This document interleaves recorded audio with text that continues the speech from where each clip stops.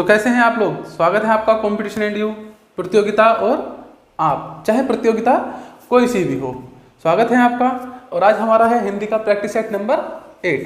चलिए इसके बारे में जानते हैं। मैं आपको फिर से बता दूं, हमारी क्लास डेली सुबह में आती है और सुबह में आने के साथ साथ हम लाते हैं आपके लिए 25 इंपॉर्टेंट क्वेश्चंस, वो भी हिंदी के, जो कि आए हुए हैं पिछली परीक्षाओं में। जितने भी एग्जाम हुए हैं ये सब उन्हीं से लिए गए क्वेश्चंस हैं, तो हेल्पफुल रहेंगे आपके किसी भी यूपी लेवल के एग्जाम के लिए। अगर आप इन्हें करने की हैबिट अपने अंदर डाल लेते हैं तो आप पाएंगे कि कुछ ही समय में आपका हिंदी जैसा पोर्शन, जो कि यूपी में यूपी पुलिस, यूपी SSC, लेखपाल, जेल वार्डन जैसे परीक्षाओं में आपको नंबर दिलाने में बहुत ज़्यादा सहायता करेगा। यहाँ से पा सकते हैं आप पूरे में से पूरे नंबर। तो चलिए बिना टाइम वेस्ट करे शुरू करते हैं आज की class. Question number 1। Question number 1 आपके सामने है, लिखा हुआ है ऊहापोह का पर्यायवाची क्या है। मतलब ऊहापोह क्या है, पहले तो अगर हमें मीनिंग नहीं पता होते तो हम लोग इसमें आंसर भी नहीं लगा सकते। तो ऊहापोह का मीनिंग ही नहीं पता, पर फिलहाल मैं आपको बताता हूँ। इसका मतलब है असमंजस। असमंजस का मतलब होता है कि कोई भी हम काम कर रहे हैं उसे करने में असमंजस है कि करें ना करें, कंफ्यूजन टाइप का है। तो असमंजस, असमंजस मतलब ऊहापोह। ऊहापोह का पर्यायवाची हुआ यहाँ पर असमंजस। तो देखिए इस चीज को बहुत ही अच्छे से समझेंगे। नेक्स्ट क्वेश्चन है हमारे आगे, किस शब्द में अति उपसर्ग लगा है। बहुत ही बढ़िया क्वेश्चन, टेक्निकल क्वेश्चन है। वैसे तो नॉन टेक्निकल क्लास है, पर क्वेश्चन का टेक्निक समझना बड़ी शानदार है। किस शब्द में अति उपसर्ग लगा है।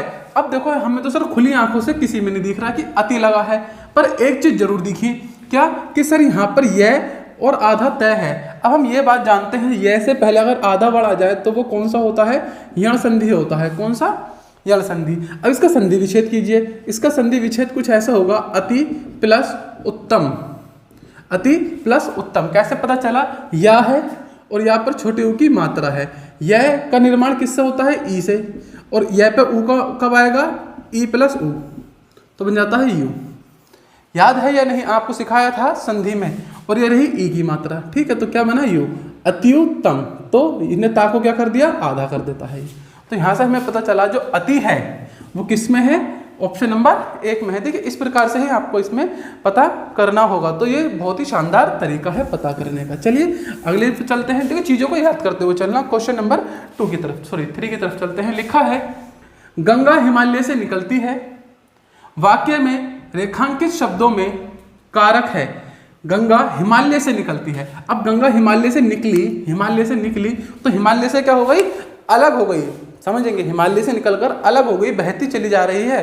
तो ऐसे में क्या है, अपादान कारक। अपादान कारक हमें बताता है अलगाववाद की स्थिति, मतलब कि जब एक चीज दूसरे से अलग हो जाए। पेड़ से पत्ते गिर गए, शाखा से पत्ते गिर गए, इस प्रकार का क्या आएगा, इसके अंदर आता है। चलते हैं, फिलहाल आंसर क्या है, ऑप्शन सी। चलते हैं अगले क्वेश्चन की तरफ। लिखा है निरप नीचे दिए गए विकल्पों में से किस शब्द का समानार्थी शब्द है। क्लियर है, समानार्थी मतलब जब एक ही शब्द के अनेक शब्द उसके समान हो जाएं। जैसे सांप है, सांप को नाक भी कह सकते हैं, ऐसा कुछ, ठीक है, ये हुआ समानार्थी। क्या ये समानार्थी हुआ, ये पर्यायवाची हुआ। चलिए, तो निरप का मतलब क्या होता है। सबसे पहले कंफ्यूजन है कि निरप का मतलब नहीं पता। इसका मतलब होता है राजा। क्या होता है, राजा। अब इन सब में से देखो राजा किसका मतलब है, तो भाई मैं बता दूं, भूप और महीप का मतलब भी राजा होता है। क्या होता है, राजा। तो इसका आंसर हो जाएगा सी। निरप के नीचे दिए गए विकल्पों में से किस शब्द का समानार्थी है, तो ये किसका है, इसका, भूप और महीप का। इन दोनों का मतलब भी राजा है। क्वेश्चन नेक्स्ट की तरफ चलते हैं। अब देखिए जो नेक्स्ट क्वेश्चन है 5 से लेकर 7 तक है, मतलब 5, 6 और 7, 3 क्वेश्चन इसके अंदर आएंगे और पूछा जाएगा आपसे अर्थ व्यंजक। अब परेशानी सर ये अर्थ व्यंजक क्या होता है।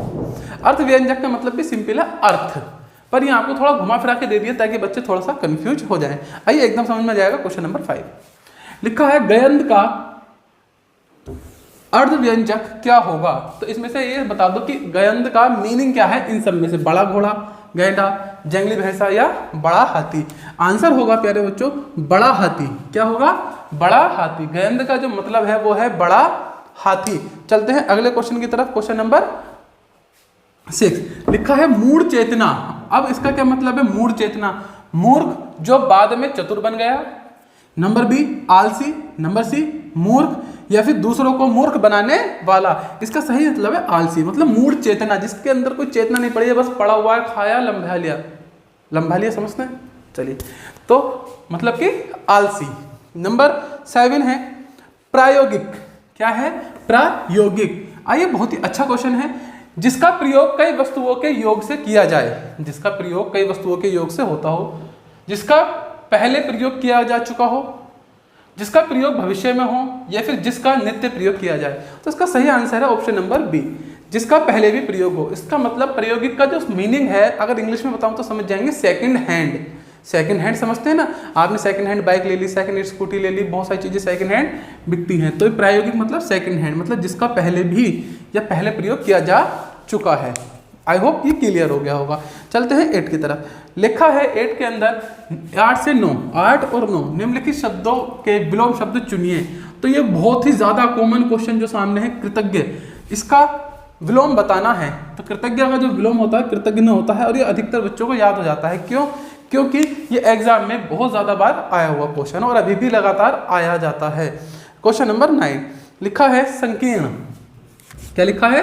संकीर्ण। तो इसका क्या होगा? उत्तीर्ण, उदार, अनुदार या फिर विकीर्ण। इसका सही आंसर है विकीर्ण। तो याद हो जाएगा, संकीर्ण का विलोम होता है विकीर्ण। संकीर्ण का मतलब तो समझते होंगे ना, संकरा। अगला है 3 रूबियां के रचनाकार कौन हैं? 3 रूबिया के रचनाकार सूर्यकांत त्रिपाठी निराला, जयदेव, रामचंद्र शुक्ल या फिर हरिवंश राय बच्चन। इसका सही आंसर है हरिवंश राय बच्चन। 3 रूबियां, देखिए याद कर लेना, 3 रूबिया के रचनाकार कौन है? हरिवंश राय बच्चन। चलते हैं अगले क्वेश्चन की तरफ। लिखा है नंबर 11 में, बहुत ही अच्छा क्वेश्चन है 11, बस अच्छे सभी हैं। अर्थ के अनुसार फिर फिलिंग द ब्लैंक्स के कुल फिलिंग द ब्लैंक्स भेद हैं। अब मैंने आपको बताया, हर वीडियो में, हर क्लास में देख रहे होंगे कि कुछ ना कुछ भेद पूछे जा रहे हैं। किसी के रूप पूछ लेते हैं कि रूप कितने हैं, भेद कितने हैं, या प्रकार कितने हैं, तीनों एक ही प्रकार, एक ही बातें हैं। तो भेद जरूर पूछे जाते हैं और भेद में बच्चा कन्फ्यूज रहता है। मैं बार बार बता रहा हूँ, और अभी तक आपको भेद में कन्फ्यूजन है कि किसके कितने भेद होते हैं, तो इसका एक चार्ट बना लें और प्रॉपर याद कर लें, क्योंकि एक एक नंबर भी वैल्यूएबल होगा एग्जाम के अंदर। देखिए, अब लिखा है कि अर्थ के अनुसार संबोधक अव्यय, यहाँ पर क्या आएगा कायदे में? संबोधक अव्यय के कुल 8 भेद होते हैं, या तो ऑप्शन ये आए, या फिर अर्थ के अनुसार समुच्चय बोधक के कुल 8 भेद होते हैं, ठीक है, या फिर अर्थ के अनुसार निपात के कुल 4 भेद होते हैं, या फिर अर्थ के अनुसार क्रिया विशेषण के कुल 7 भेद होते हैं। तो कोई एक ऑप्शन सही है, और वो ऑप्शन है आपका ऑप्शन नंबर ए, 11 का ए। क्लियर है? क्या लिखा है? संबोधक अव्यय 8 प्रकार के होते हैं, या फिर ये कितने होते हैं? 8 होते हैं। क्लियर है? बहुत ही आसान था। चलते हैं अगले क्वेश्चन की तरफ। लिखा है अज्ञे जी को किस कृति पर भारतीय ज्ञानपीठ पुरस्कार मिला था? मतलब कि ये भी कंफर्म हुआ कि इन्हें क्या मिला है? ज्ञानपीठ पुरस्कार मिला है। कौन सी कीर्ति पर मिला था? तो ये कीर्ति का नाम था कितनी नावों में कितनी बार। कितनी नावों में कितनी बार, ये क्या था? एक कीर्ति लिखी थी जिसके लिए इन्हें भारतीय ज्ञानपीठ पुरस्कार से नवाजा गया था। चलते हैं अगले क्वेश्चन की तरफ। क्वेश्चन नंबर 13 बता रहा है कि शांत रस का स्थायी भाव बताइए। मैंने बताया है रस का बहुत ही योगदान है जीवन में, और हाँ मतलब जीवन में भी योगदान है, ठीक है। तो बताएंगे निर्वेद, रीति, श्रृंगार या गिलानी। तो शांत रस को होता है निर्वेद, बिल्कुल शांत रस, ठीक है ना। कुछ ऋषि मुनियों ने या कुछ विख्याताओं ने, ज्ञाताओं ने इसे रस को, शांत रस को रस माना ही नहीं है। क्यों? क्योंकि होता क्या है कि ऐसी कोई अनुभूति है नहीं जिसके अंदर शांत रस की अनुभूति होती हो। कुछ ना कुछ तो फीलिंग चलती रहती है मन के अंदर, ठीक है ना।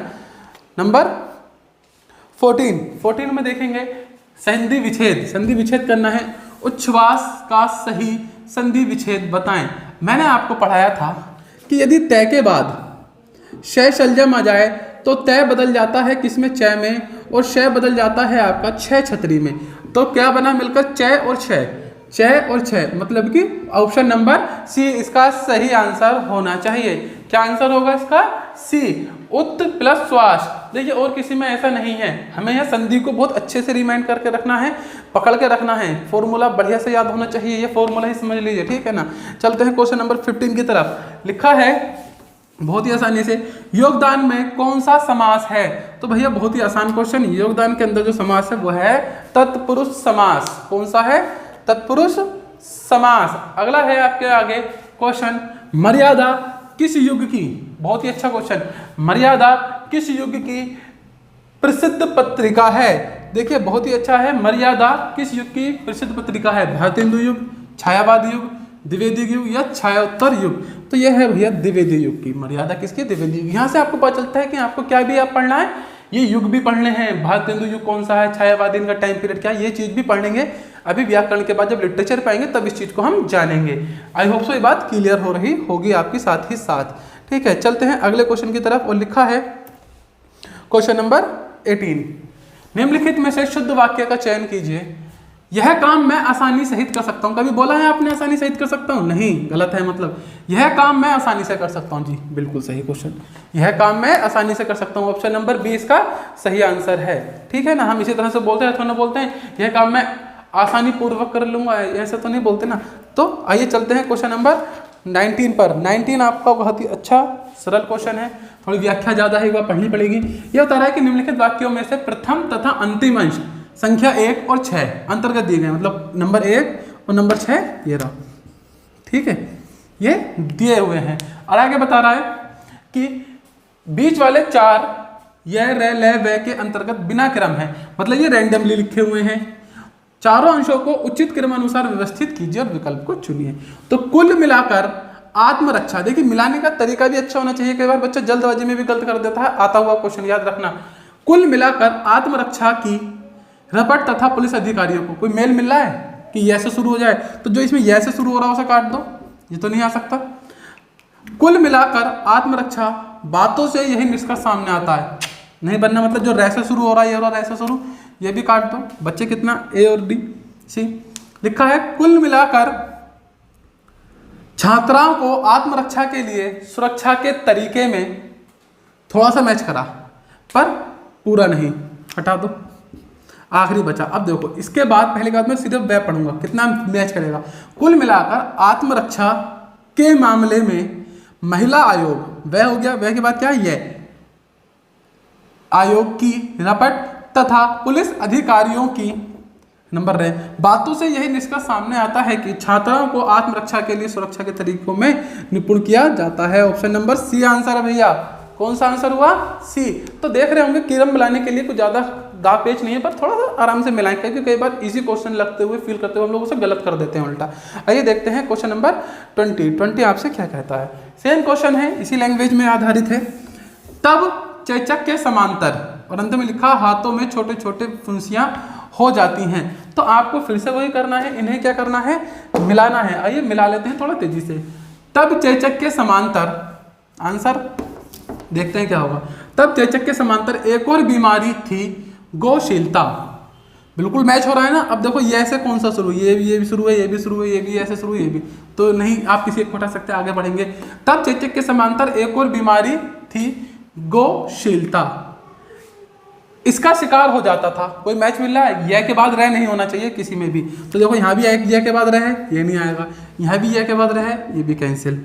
ठीक है, आओ देखते हैं। बीमारी थी गौशीलता। आम धारणा थी कि बीमारी गाय का दूध पीने वाला, कुछ नहीं बनना, मतलब कि लय भी नहीं आएगा। अब बचा क्या, यह के बाद आना चाहिए वह, तो यह के बाद वह पढ़ के देखेंगे। तब चेचक के समांतर एक और बीमारी थी, गौशीलता। यह पढ़ लिया, वह पढ़ते हैं। प्राय यह रोग गाय के थनों में होता था।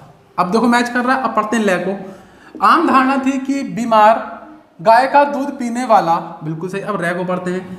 इसका शिकार हो जाता है और उसके हाथों में छोटे घाव व फुंसियां हो जाती हैं। तो ऑप्शन नंबर बी सही आंसर है। देख रहे होंगे ना, थोड़े आराम से मिलाने की कोशिश करेंगे। चलते हैं क्वेश्चन नंबर 21 पर। लिखा है वीर या आल्हा किस जाति का छंद है। अब आपको यहाँ पे छंदों का भी अच्छा ज्ञान होना चाहिए। तो यह है मात्रिक छंद। कौन सा छंद है प्यारे बच्चों?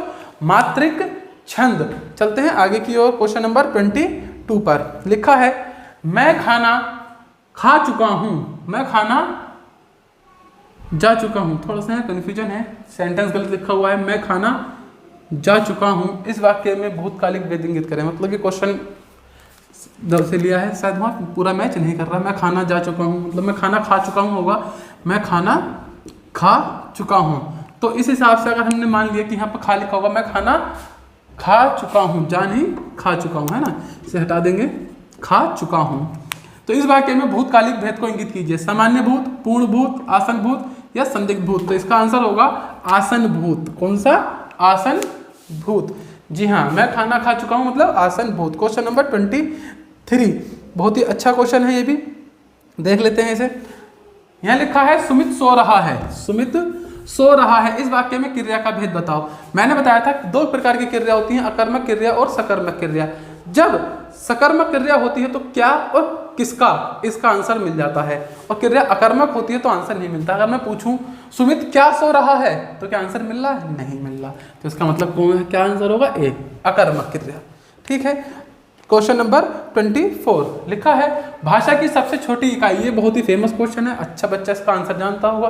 भाषा की सबसे छोटी इकाई होती है वर्ण, ऑप्शन नंबर डी। आखिरी के क्वेश्चन पे चलते हैं, क्वेश्चन नंबर 25 है आज का। स्वर संधि के कितने भेद होते हैं? बहुत ही आसान है, अगर इसका आंसर नहीं पता तो बड़ी ही गड़बड़ है। स्वर संधि के भेद जल्दी बताइए, ऑप्शन में सॉरी कमेंट में आंसर दीजिए। आंसर है 5, ऑप्शन नंबर सी।